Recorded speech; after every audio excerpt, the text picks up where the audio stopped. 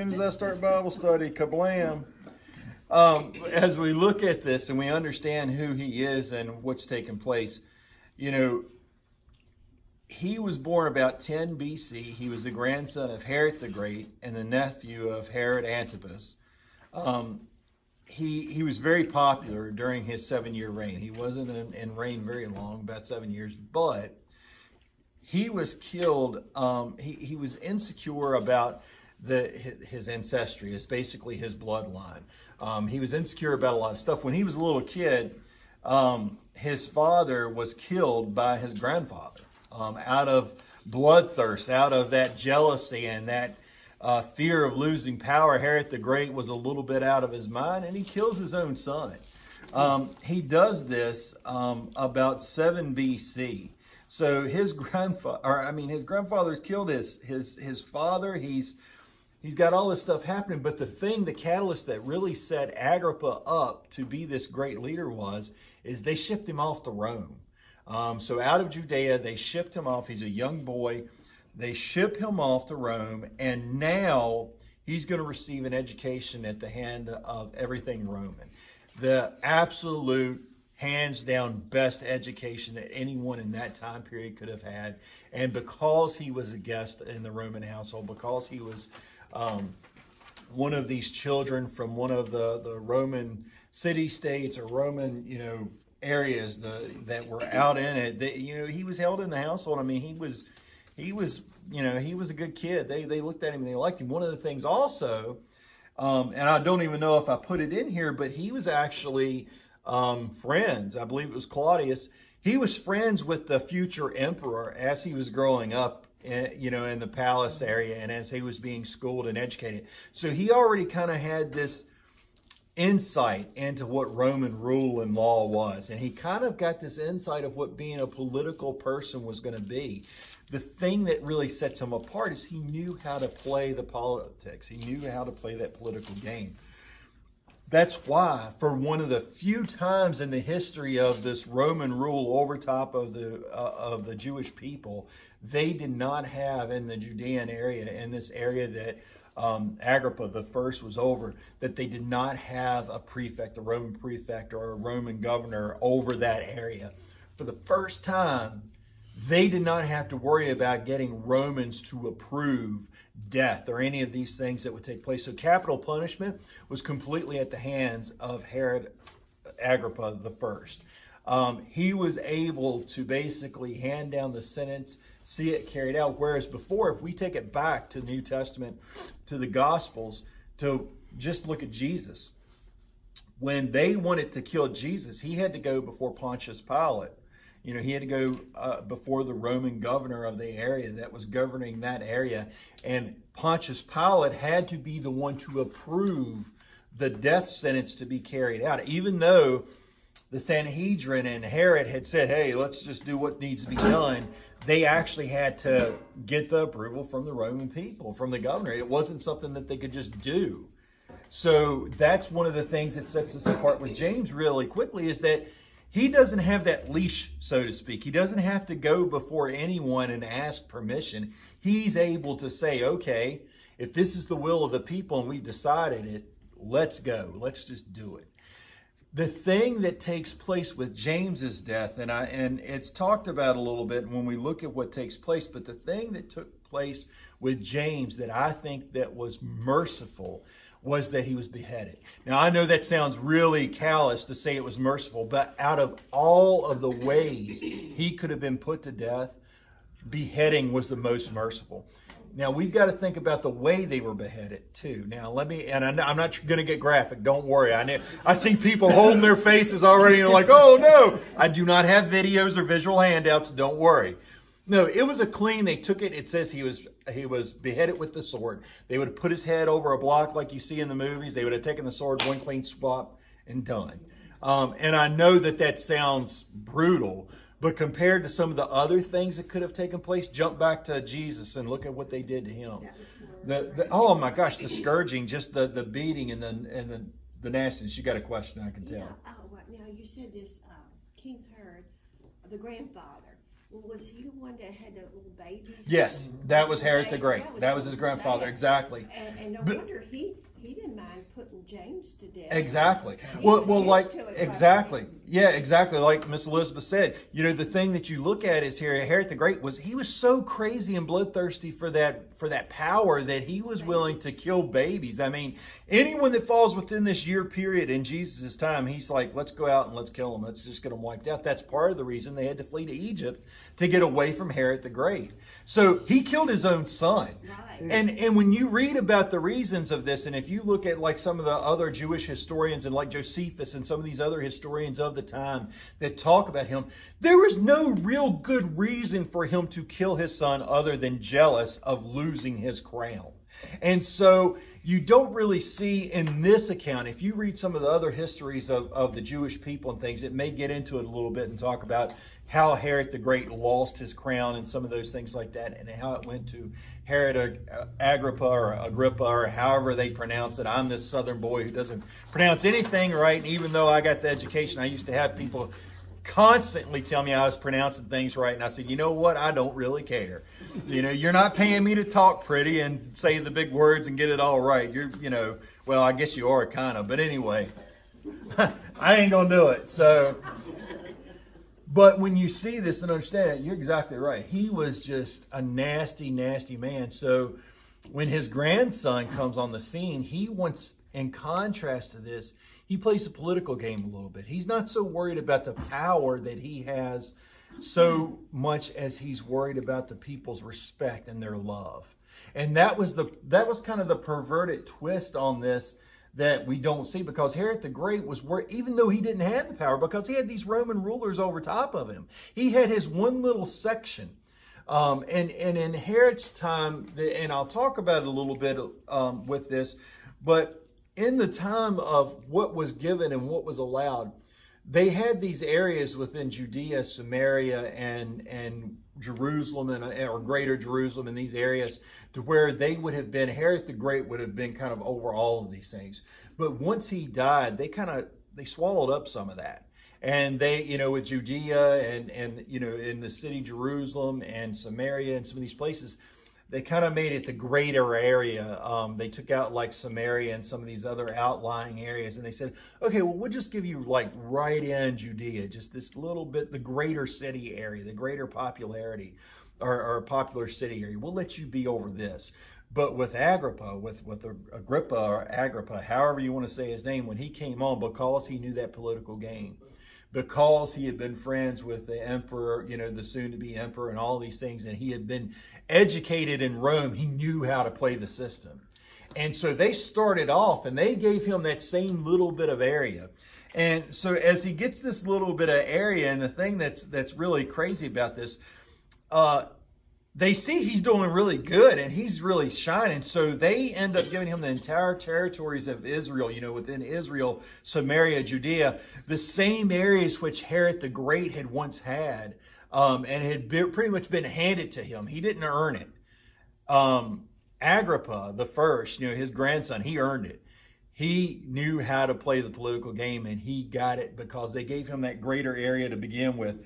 And as they're giving him that greater area to begin with, they finally look and they're like, man, this guy's got it. He's good. We don't have to worry about him. We don't have to send any of our real Roman citizens down here to, be in this cesspool of the Jewish capital and areas like this. So they said, you know what? You got it.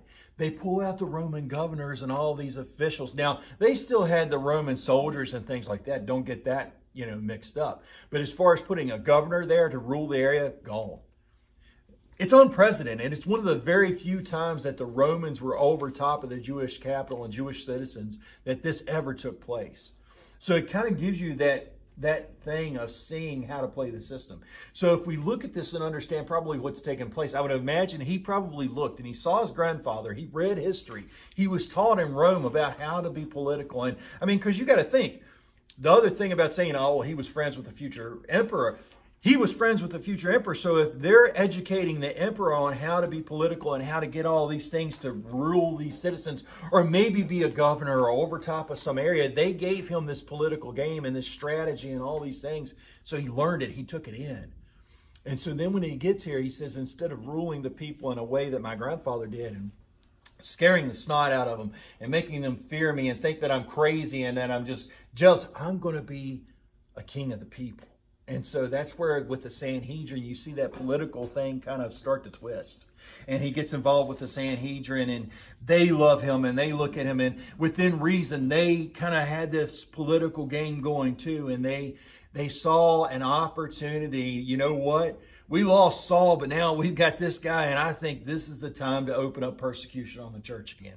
I think he's the guy that makes it happen. And now that he is the only one, if we can convince him to start killing them, oh my gosh, this is going to be great.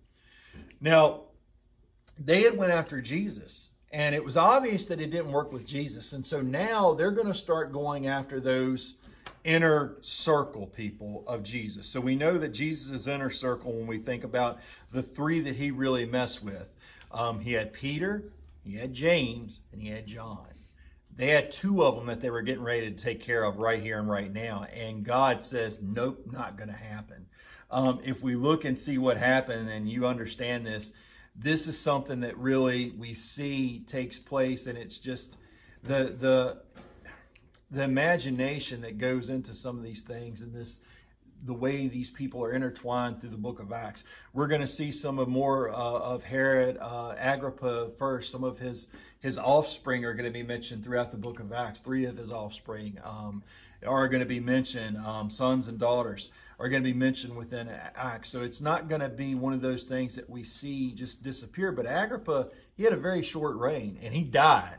And we're going to talk about why he died. And it was kind of one of these things that are set up within this chapter. We see a very short period of persecution because God says, no, not today, Satan. It ain't going to happen. And he puts a stop to it. We're going to talk about how he puts that stop, and we're going to talk about it with what happens with Peter. Peter's arrested. So we see that Agrippa, he's done this. He sees that it's favorable. He's like, man, I'm going to grand slam this thing. I'm going to go ahead and I'm going to grab Peter in. I'm going to arrest him. I'm going to go ahead and just behead him and be done with it, put him to death. And then they don't say it, so this is me inferring, but he's going after that inner circle. So he's gotten Jesus. He's gotten James. He's thinking, I've got Peter. I imagine John's on the radar. So he's going to get that inner circle knocked out. And then he is going to have the original 12 down to 10 with James, because we got to remember Judas is already out of the picture. That first set of apostles that were with Christ. There's the 2 categories of apostle, remember, that I talked about early on, the original apostles, that first set that were with Christ and on earth, and then that second set that kind of got it, and they were from the resurrection on, that maybe have seen a post-resurrected Christ that became that apostle set. Well, he's going after the first set. He's going after these originals. So he's going to knock these out. So if he gets rid of James, that knocks it down to that 10. If he gets rid of Peter, then we're down to 9. And if he can get John, there's 8. He's doing this in a short succession too. It's not like he's taking time. He knows where they're at. They're comfortable. Let's go in and arrest them and just take care of it. So when we read this, we got to remember, he's executed James. The people have seen this, and he's got Peter, and Peter's up for execution. So in verse 6 through 10, it becomes remarkable how this takes place. So if you turn over to page 2, it's like right at the bottom, and we'll kind of talk about what took place here and kind of run into some of the things that happened. Does somebody want to read those for me, verses 6 through 10?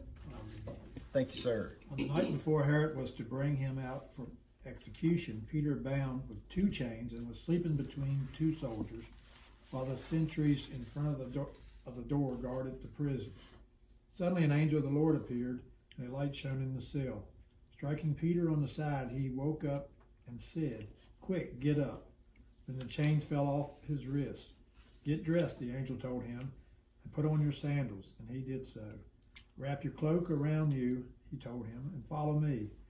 And so when he went out and followed, he did not know that what took place through the angel was real, but thought he was seeing a vision. After they passed the first and second guard posts, they came to the iron gate that led into the city, which opened to them by itself. They went outside and passed one street, and immediately the angel left him. So when you think about this, Peter's in jail. And we all know this story about what happens with Peter. I think sometimes when we put this in perspective of what actually took place, we don't really think about the complexity of what's going on with Peter. Peter's under guard. Now, a lot of times we think about under guard and we think about the way the movies show these jokers, right? It's always some Roman sentry standing there with a sword on his hilt with a little spear, and they're all kind of lackadaisical doing their thing, and they're put into a bad light. You read what takes place and how this happens and what is going on, but it says that he was sleeping between two soldiers while the sentry's in front. So the squads that they're talking about are 4 men. 2 of them are chained to Peter, and 2 are outside of the door of the cell. Now, you imagine this, and just look to one of the Sunday school rooms off to the side. You imagine that room in a closed-in area. There's somebody in there with some joker chained to them, and then 2 of you are standing outside the door. What are the chances that you're going to be able to subdue 2 people that you're chained to? Your wrists are chained to these jokers. Subdue them, keep them quiet so the other 2 don't run in on you. Get unchained and then take the other 2 out and then go past the other 3 squads. So there's 4 squads of 4 men. Each squad was 4 men. And they're set it up like guard posts. And they're in this jail and they have to get out. And then guess what? Like most jails would be, the outer door is secured too. They don't just leave that unlocked saying, well, everybody's in cells and chained up, we should be good. No, it's locked up. It's a jail. It's secure. So they go out and the outside door's open too. And here's Peter thinking, I'm in a visionary state. I'm dreaming this. Maybe I'm seeing a vision of what's going to take place. It took him a little bit to grasp what was going on. Now, one of the things that I think is par for the course with the book of Acts and with Luke, Luke does not really give a lot of description about what goes on with James. But yet Peter, we get a little bit more of a description. Now, here's the thing. Peter was freed, so we know that Peter kind of had a little bit more of a story in the respect that, guess what? God's angel freed Peter. Peter was able to, verbally say, hey, this is what took place. But we've got to remember that Luke knew what was going on with James, and we don't really have a mention other than he was put to death by the sword. We know that he was beheaded. That was, there's other things that are, there's other things that are inferred and things like that, but there's not really a great big story. But here we get into Peter and we get to see what takes place. Now, I believe that we see this because it really opens up the rest of the chapter to understand how the church is going to flourish out of this. So Agrippa thinks he's got it. He's got these jokers in jail. He's holding on to them. He's already put one out to execution. The other one is ready. I imagine he and the Pharisees, everybody in the Sanhedrin, anyone that was opposed to Christianity, all of those, the Pharisees, the Sadducees, the blah, blah, blah, sees, whatever you want to look at. There's other ones, and I know those are the main ones, and not trying to be disrespectful, but we know that there are other people, other sects of the Jewish religion that hated the Christians. They're all happy because they're seeing this is now taking place. They go to bed and they're thinking, man, this is done. And then Peter's gone. He gets out to the street. He looks around. He realizes the situation and he thinks, man, I got to roll. I got to get out of here, and I got to get out of here quick. So verse 11 says that then Peter came to himself and said, now I know for certain that the Lord has sent his angel and rescued me from Herod's grasp and from all that the Jewish people expected. So within that verse, and we'll stop really quickly, we see that Peter thinks, man, I'm not really kind of here. This is something that I'm dreaming or visionary or whatever. So now he's free and he realizes that the night air is on him. He's in the street. The angels disappeared. He's like, wait, it's come to me. The angels delivered me. He's delivered me from the king. He's delivered me from this Roman prison. Guess what else he's done? He's freed me from the hands of the Jewish people that wanted to kill me. Verse 12 says that when he realized this, he went to the house of Mary, the mother of John Mark, where many had assembled and were praying. He knocked at the door in the gateway, and a servant named Rhoda came to answer. She recognized Peter's voice, and because of her joy, she did not open the gate, but ran in and announced that Peter was standing at the gateway. So if you put this into kind of perspective, this group, the angst that would have been on them would have been tremendous. So they're at Mary, John Mark's mother's house. We'll talk a little bit more about, there's a lot to know about John Mark, but I want to wait and do it, in the next coming chapter, because we start to see him take place in kind of at the end of the chapter. John Mark is basically taken out of the city with Barnabas and Saul. And so I really want to wait until we get into 13 and really get that description of him and not get into him too much right now. But John Mark's an important character. We'll talk about him a little bit more. But they're there with him. They're in angst. They're praying for Peter because he's there. But James has been executed. This is in quick succession. It's not like it's months later. We're talking about James is killed, Peter's grabbed, and now everybody, they're thinking, man, what's going on? Who's next? And they're praying to God, and they're saying, God, we thought that we were relieved from this persecution. We thought that we were going to be okay. And now, this is taking place.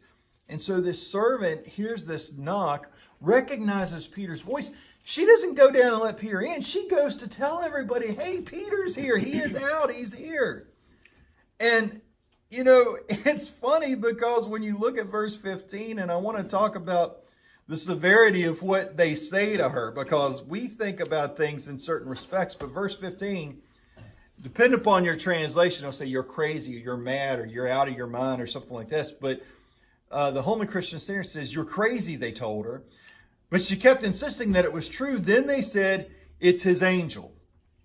Peter, however, kept on knocking. And when they opened the door and saw him, they were astounded. Now, the word that is translated crazy, it comes from the Greek menumai. Mania, the Greek word, the Latin mania, which we have the English word maniac or mania. So it is not saying, oh, you're crazy, or you're saying something off the wall, or you're joking. The English language, I think, is where we kind of, it hurts us in some areas because we use one word and we have 15 definitions for it, or 15 usages or ideas. So when you hear crazy, it could be, for me, when someone says, oh, you're crazy, I think about it, oh, you're joking. You're joking. It's a joke. Where some other people, other areas of the country, or even the state, or different generations from some area, you hear crazy, it might be really offensive. Anybody know those words like that someone says, and they're like, for one generation, it doesn't really mean a lot, but the other generations, it just, oh my gosh, that's a word you don't say. I know I said bull in a church one time. I said bull. I said, that's a bunch of bull. I had 3 little old ladies come up after the church service. And they're like, I cannot believe you swore in service. I said, swore? What are you talking about? You said bull. Yeah, bull, as in bull. They're like, no, that is not what that means. I said, really? Because every time I grew up on a farm, there was 2 things. There was a cow and there was a bull. You kind of knew the difference because the equipment. Right. I didn't tell her that, but I'm thinking, come on now. I know there's some city slickers that might get out there and try to milk a bull, but it ain't going to be this boy. But to her, it was a swear word. It was like saying SH, you know what? It was like the swear for poo, or for excrement. It was like saying the curse word. And I'm like, James Matthew chapter 5 says, swear not at all, let your yea be yea, your nay be nay. Right. I didn't know it was a swear. I really didn't even have any idea that somebody that was a swear. Has anybody heard of that being a swear? Ever? Thank you. I've heard the other word added to it. Right. Now, I have too. Now, if I'd said that, go ahead and grab me by the ears and pull me on out. But I'm like, what? No. Now, if I'd said, and I know I sometimes use the word crap, and people, okay, let me ask that now. I might as well go ahead and figure out who I'm offending.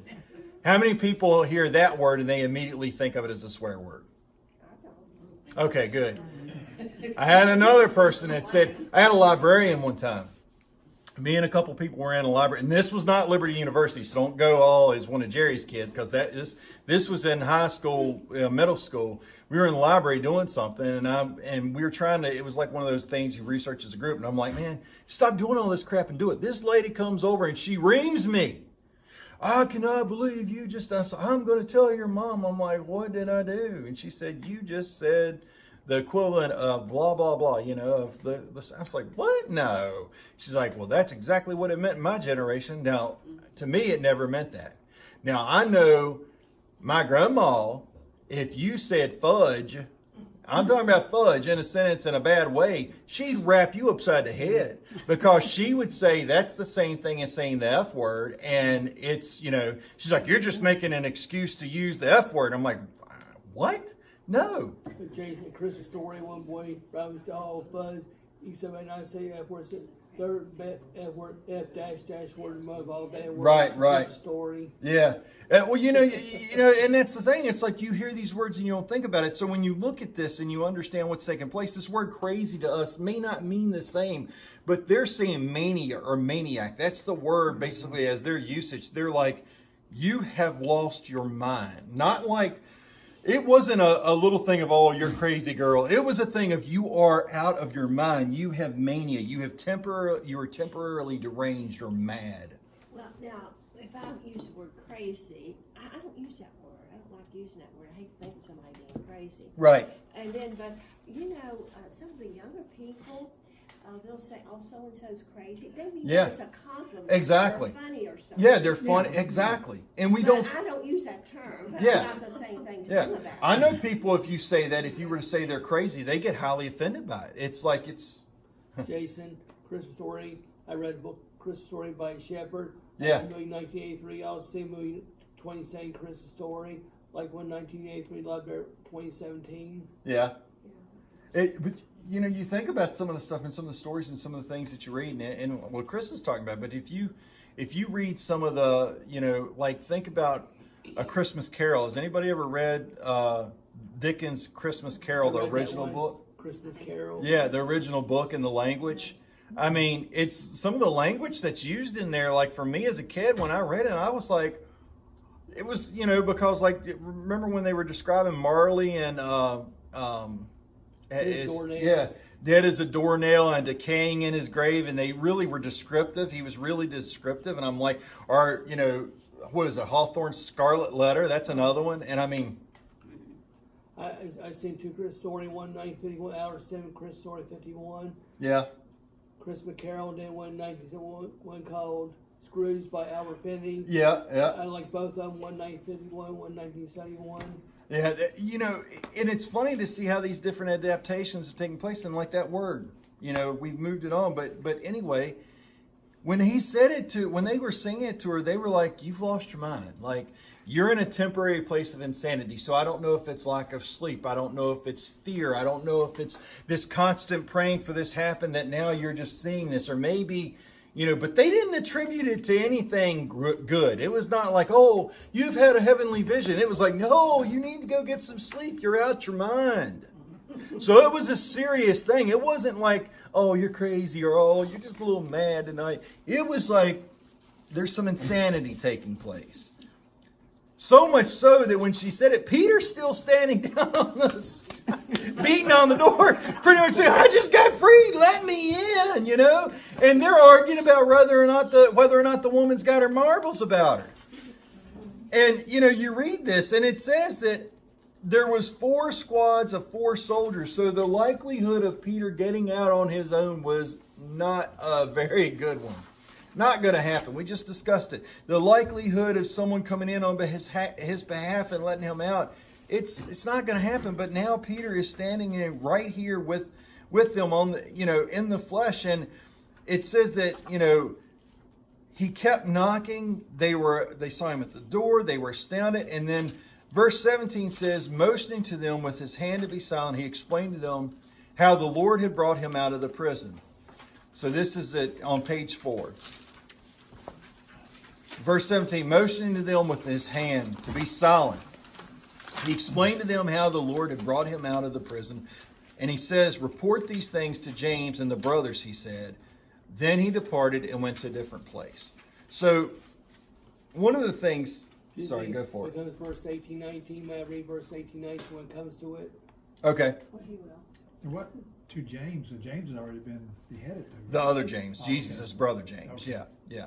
The other James. So Yeah. that James, Jesus' brother James, has pretty much become kind of the head of the church in Jerusalem at this point. And the other James was one beheaded. exactly. So James, the brother of John was beheaded. Yeah. James, the brother. See, this is why they say the brother of or the son of or whatever, because there's a lot. It's like Mary. You read Mary and you're thinking, oh, isn't that sweet? They're all with Mary, the mother of Jesus. No, it's Mary, the mother of John Mark. It's a lot of common names. You got Mary and Martha. You got Mary Magdalene, Mary, and there's just yeesh, So James, it's very confusing because you read it and you're like, wait a minute, Luke really made a big hubbub here. He just said that James got his head knocked off, and now here, but it's James, the brother of Jesus. So when you read this and understand this, they use this term, his angel. The Hebrew belief, the Jewish belief was that each person had a guardian angel. It was their guardian angel. It would follow them. It would basically could take on their attributes, their personality. Basically, it could be a look-alike. And so they're thinking, oh, it was his angel. Christianity has that belief, and a lot of people talk about it, but Christians, there's the belief, and there's really, you understand some of the things that take place and some of the things of an angelic host, but the Christianity, every believer at the time of their belief, at the time and maybe before, but it's very popular that we have a guardian angel. And the last thing their guardian angel probably does is deliver us, from spirit to heaven. That's the last, thing that our guardian angel would actually do as his angelic duties is deliver us to the King. So it's not an unpopular thing. And so they're thinking, well, it's got to be Peter's angel. It's got to be this that had taken place. And so when they use this term angel of the Lord, we've got to remember the way that the angel of the Lord is used in the scriptures. Well, we just talked about names. Well, that term angel of the Lord, it becomes different in the New Testament from the Old Testament. In the Old Testament, many accounts of angel of the Lord was a pre-incarnate Christ. The angel of the Lord, exactly. The angel of the Lord. That's very good to specify that because you see a lot of the angel of the Lord is a pre-incarnate Christ. We can get into all of that later if you want to. I've had people say, oh, you're wrong. You're preaching out of your rear end and you're just, but no, there's a lot of historical fact and there's a lot of, literature that you can look at, and even in scripture itself it talks about that. You can just jump all the way back to Hagar and Ishmael and the angel of the Lord and how she responds to him, as in basically she uses a word in the language that meant God. You are the son of God, or you are a God. No angel got that type of thing. In the New Testament, post-resurrection, angel of the Lord could have depicted any angel. So basically that's why they say it's his angel. Not a pre-incarnate Jesus Christ or a pre-incarnate angel, or it could be God's, direct messenger like an archangel. No, this is Peter's guardian angel. And so when they come into this, Peter, you can imagine, they're all praying, they're all up in arms about this. And Peter waves them off, just, shut it for a little bit. Let me tell you what took place. Let me tell you the story. And then Peter does two things. He says, go and tell the brothers and go and tell James. So he's like, let the church and let the apostles, let the brothers know. And then he says, I'm out. Like anyone with common sense that is running from the law, he does not know when these guys are going to wake up. And he doesn't know when they're going to have any idea of what's taking place. So he needs to leave because they're going to do what? They're going to go to the places that he may go. And here's the thing, if they find him there, it's not just him that gets in trouble, it's the whole house. They're going to all be jerked out, and they're all going to be punished. They're all going to be put into thing. So when we look at this and understand this, Peter's, waved him off. He goes on to a different place. And then verse 18 and 19, no, I'm going to let you. We get into the place of where we see God really start to move. And we see Herod lose his mind a little bit. So go ahead, Chris, if you want to read 18 and 19. As soon as it was day, there was no small stir among these soldiers. What was become of Peter when Herod had sought for him and found him not? examined the keepers and commanded that they should be put to death.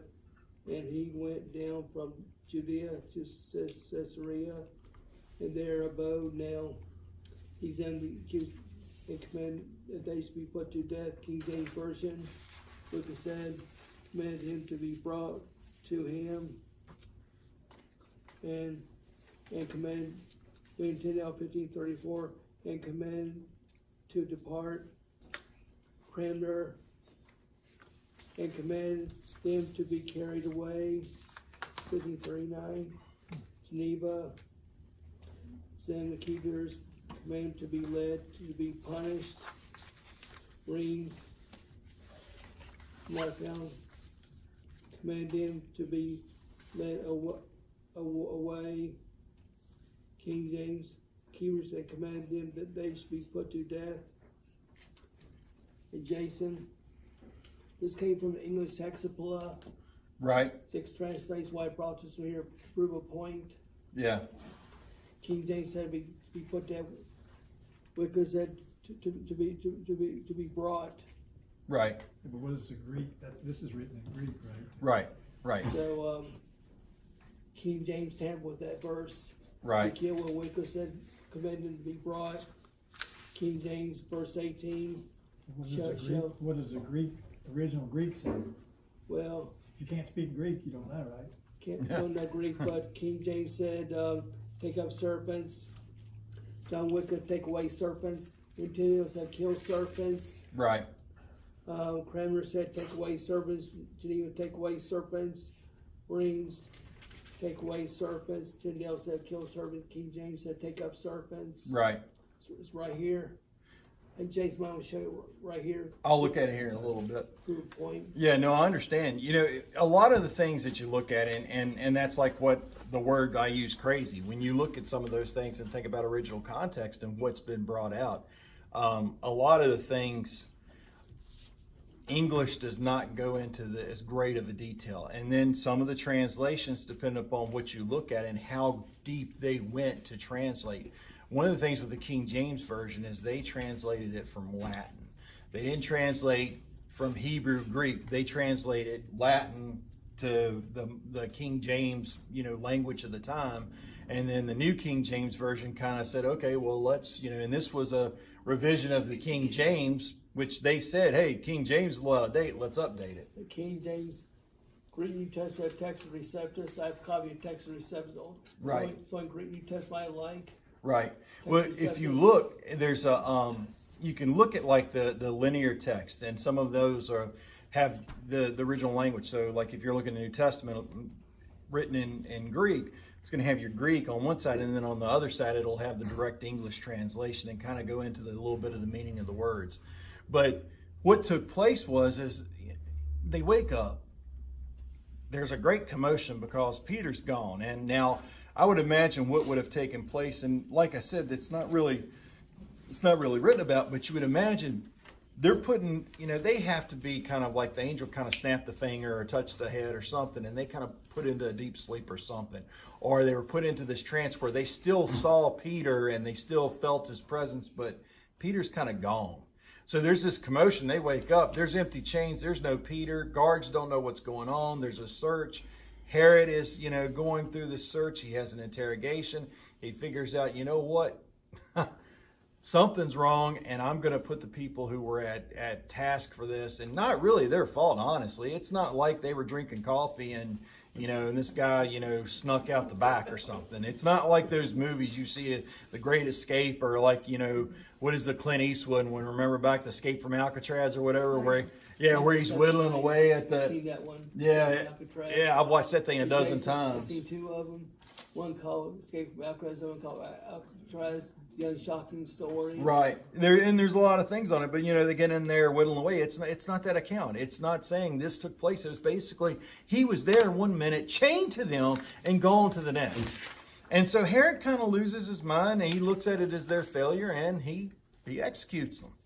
I think he executed them maybe too, not so they wouldn't go tell other people. Yeah, probably a little bit of that too, of because. Hey Jim, in the complete biblical library, commanded to be led away.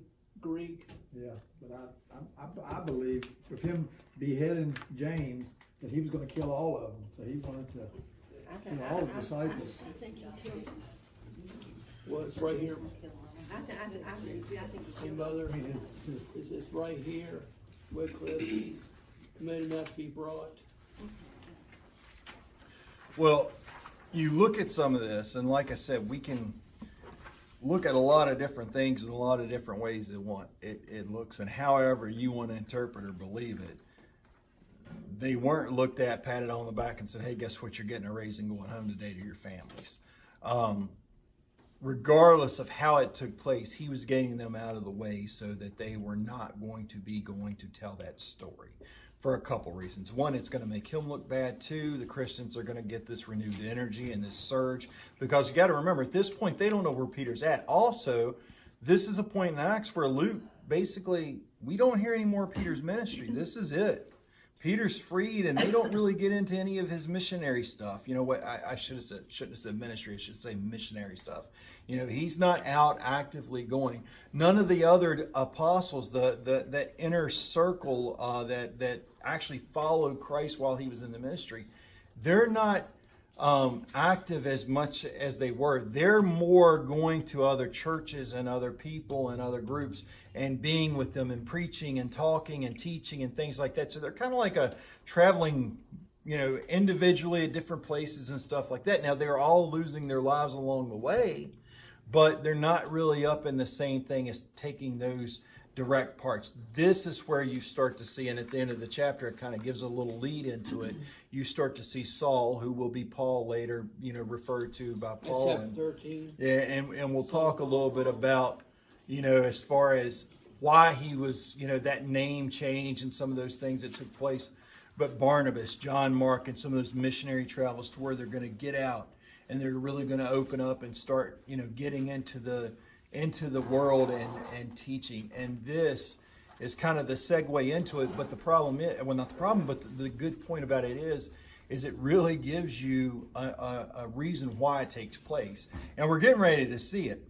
The ending of this chapter, like I said, the ending of this chapter is one that really, I think, shows you that God in all ways will not be mocked. He will not be made fun of, and he will not let people elevate themselves. I want to put this in the right term. He won't let people elevate themselves to a place to where they were basically looking better than God will, or leveling themselves to a place of godhood. That's where a lot of times people and areas and ideas to where they use this God and this idea of being a God or being Christ-like or whatever. That's where in the end times in Revelation, the Antichrist, Satan, false prophets, all these people, doesn't work out for them in the end. God puts a stop to it. And this was something that kind of took place with Herod, to where he really didn't say he was a God, but he didn't say he wasn't a God.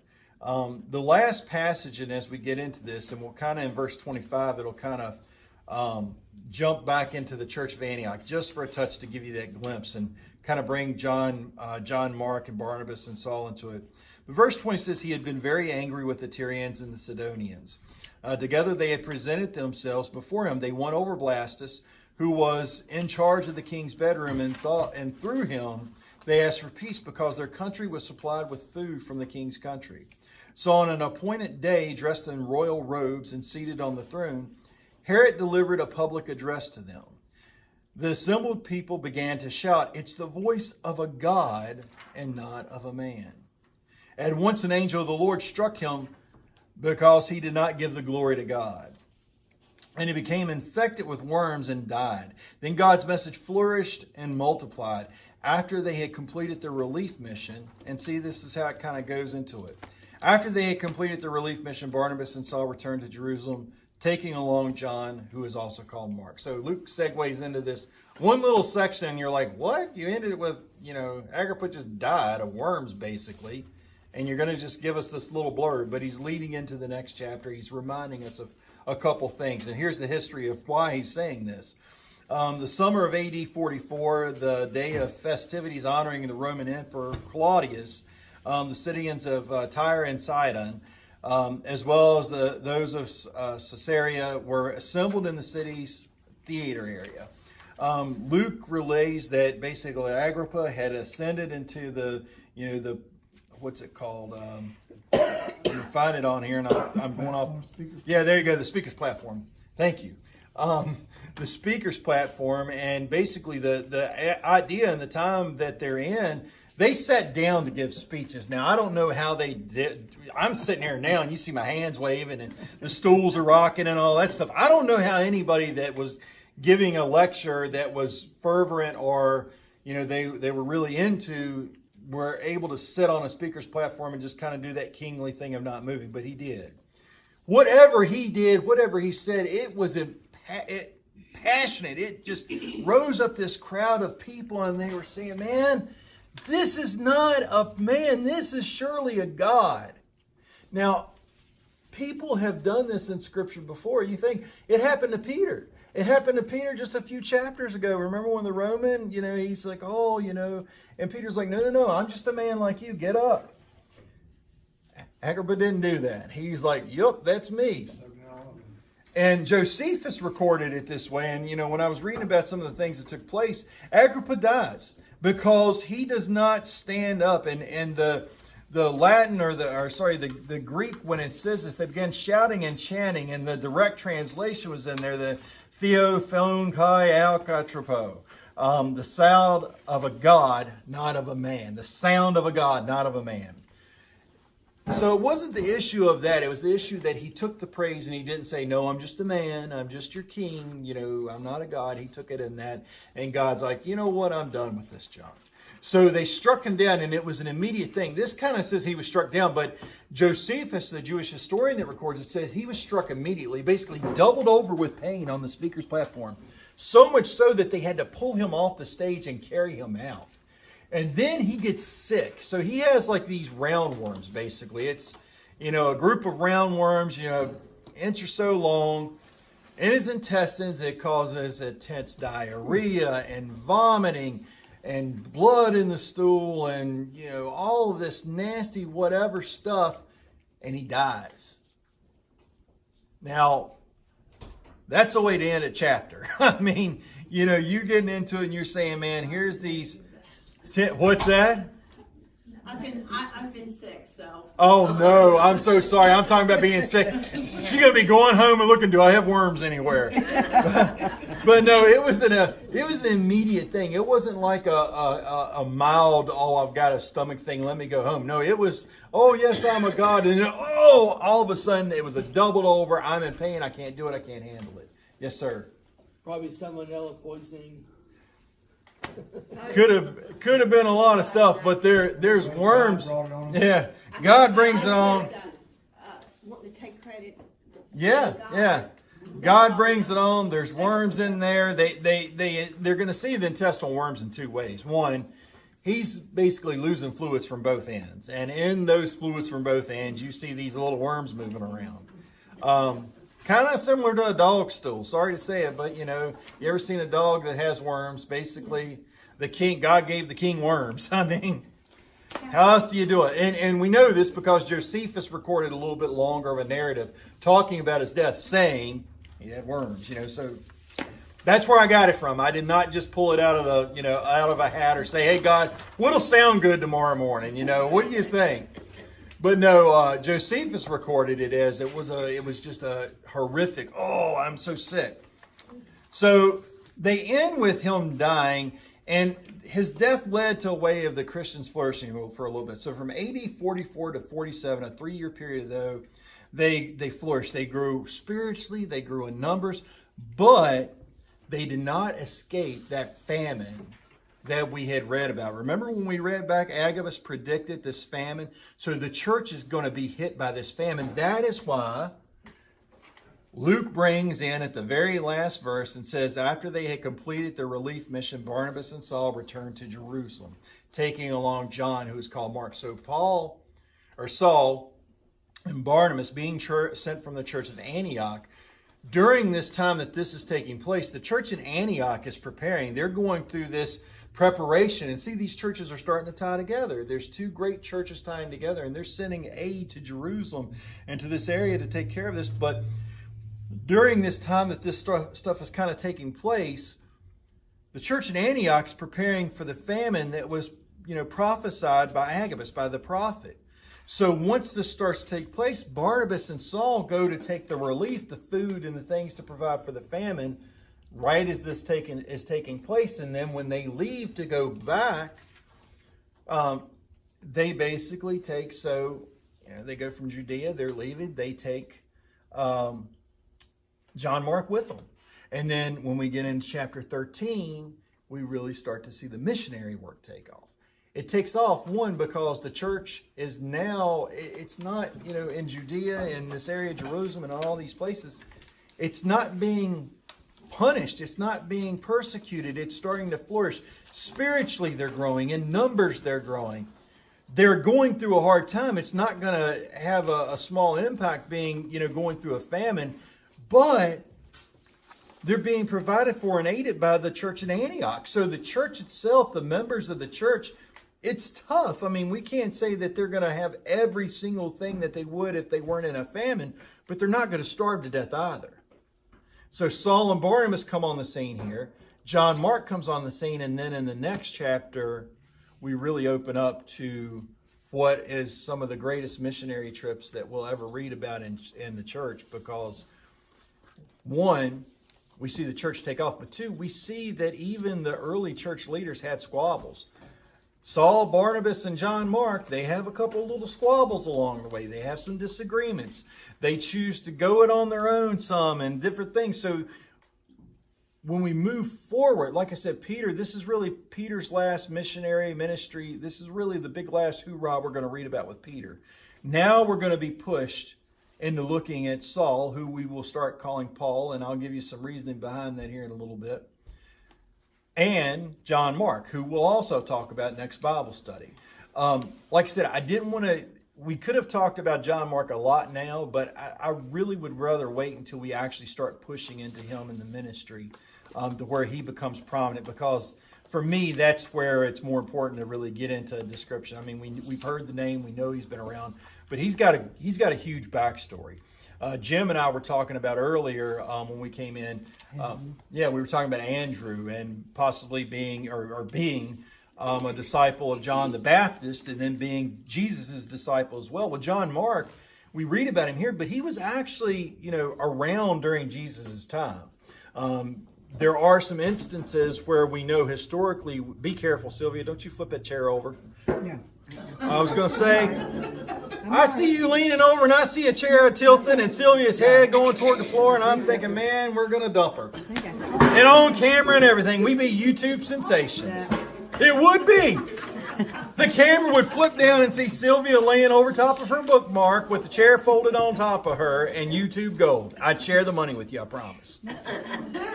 But anyway, we're going to get into this next chapter and really open up and delve into the church getting to be the church.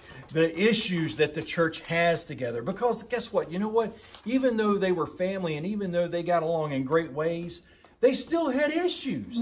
But they got through them, and they got through them in the right way. Now, sometimes they didn't. We're going to see Paul squabble with James a little bit.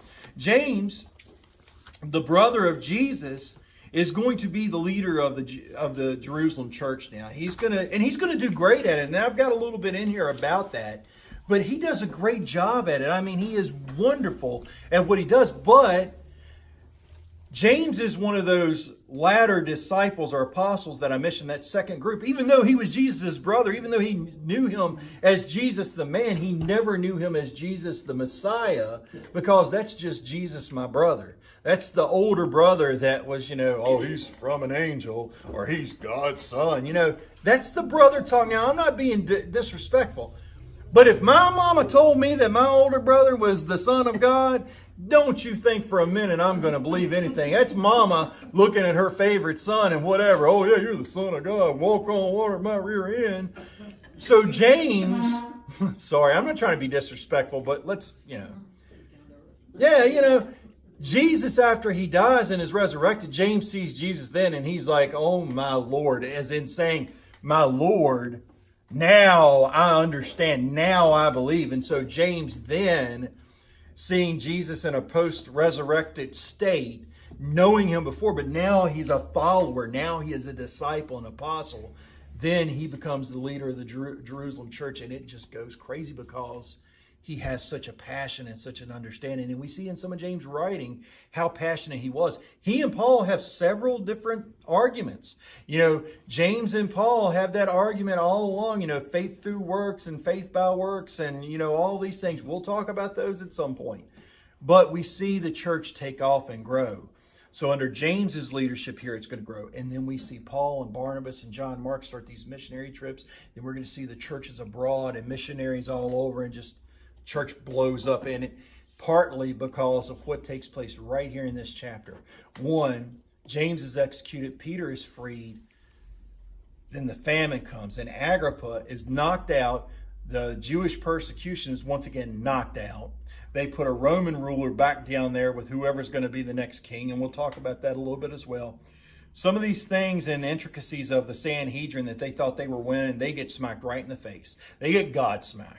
They get a piece of humble pie, even though they won't recognize it or call it that, and they see the church change before them, and they start to become a dying breed in this new Christian era that we're going to read about. Now, it's not all going to be easy. There's going to be hardship. There's going to be a lot of good stuff. So anybody got anything else? I know I went over a little bit and blah, blah, blah. And I hope I didn't offend anybody or disrespect anything. I'm just being who I am and being real. And sorry if you didn't like it. And I apologize if you didn't like it. But tough cojones, it's already been done now. So, yes, ma'am. For one thing, you do a great job. Well, thank you. I appreciate You bring it. in a lot of things that we ordinarily don't get. Well, thank you. I appreciate it. Yeah, Well, explain it. it's God. It definitely ain't me, because I'm as dumb as a doorknob sometimes. So ask Amber. She'll tell you all about it. Anybody have anything else? Well, the herd that was killed by his father probably was the only good one, wasn't it? Yeah, well, I don't think he even had a chance to really know, because his daddy's like, nope, not you, boy. You ain't going to get it done. Kill you. Think about that. That was awful. Oh my gosh, can you imagine killing your own kid because you're jealous of him? And I think about David and Absalom. David was tore up because his son died. His son basically got hung, but his son's trying to kill him, and David was just tore up by it. And Herod's sending people out to kill his kids. It's just the difference in someone fearing and loving God. You got me going again. The difference between loving and going with somebody who loves and fears God and respects God and seeing that, compared to somebody who has no respect for anybody but themselves. It's just, the contrast it blows your mind. Let's close in prayer. Yeah, go for it. Sorry. It's all right. Dear Heavenly Father, we just again thank you for this opportunity to study your word. And Lord, as we look at the apostles and the boldness that they had at that time, Lord, just give us the boldness and fill us with your spirit and help us to proclaim the gospel of Jesus Christ. And Lord, we also want to lift up Peggy. Remember her, Lord, and touch her and heal her and give her strength to go through this time. And again, give us strength, Lord, just to be your disciples in the world today. We ask it all in Christ's name, amen. Amen.